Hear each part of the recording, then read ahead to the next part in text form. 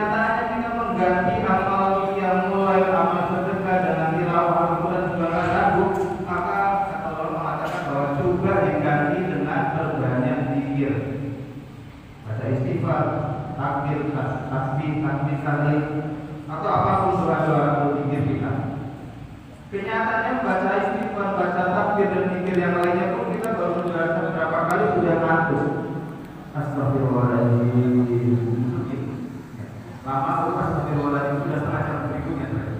Jadi ternyata kita banyak terjadi ngantuknya. Seakan-akan kita tuh ahli ibadah yang kemudian berat banget sekali. Maka kalau sampai yang mulai nggak bisa, sedekah nggak bisa, baca Quran nggak bisa, zikir pun kita berat, maka ganti dengan minimal banget ini adalah jaga lisan kita.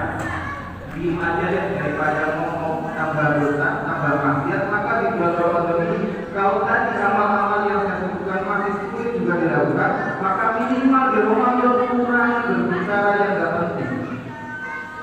Sekarang masalahnya bukan hanya mulut kita yang bicara, kadang-kadang kita bermain pakai kita.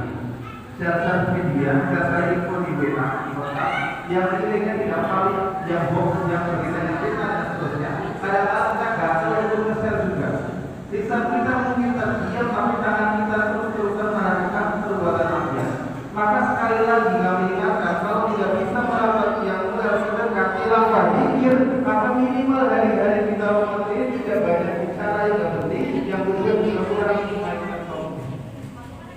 Zaman sekarang tidak perlu kepada dua kali. Waktu kita di dunia tidak lama. Rata-rata usia kaum yang umat Nabi Muhammad itu 60 tahunan. Dengan durasi yang agak lama ini menunjukkan ini rahmat dari Allah Subhanahu wa Ta'ala. Kenapa disebut rahmat dengan usia pendek ini? Karena Allah Subhanahu wa Ta'ala memberikan ujian kepada kita agak lama. Bapak ada yang pernah demam selama 20 tahun?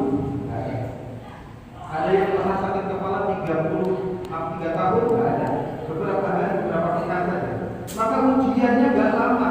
Usia pendek, ujiannya agak lama juga.